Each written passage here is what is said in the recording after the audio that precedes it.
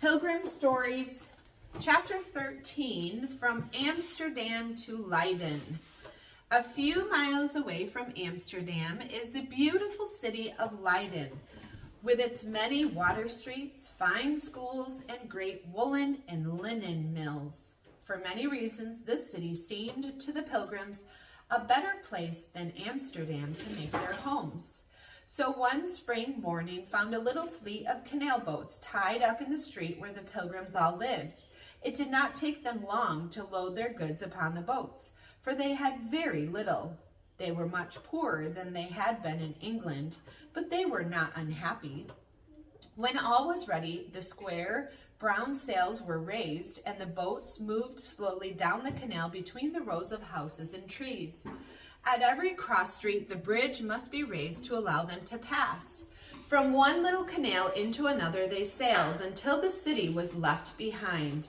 Then they passed into the great broad canal which lay across the country from city to city.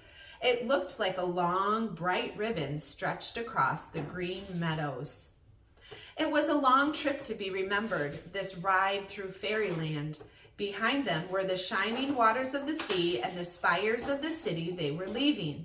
On both sides were rich green meadows and herds of fine black and white cattle. There were many beautiful ponds and lakes and pretty little summer houses gaily painted. Whichever way the Pilgrims looked, they could see the great windmills. Sometimes they stood in groups, looking like a family of giants against the sky.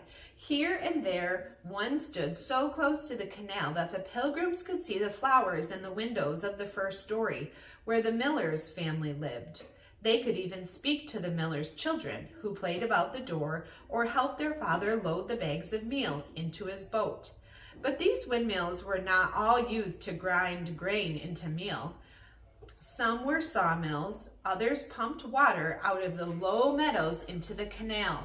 The canals flowed between thick stone walls and were high above the fields about them. Sometimes the Pilgrims passed gardens of gay flowers. These were tulip farms where thousands of these bright flowers were raised. There is no flower so dear to the hearts of the Hollanders as the tulip.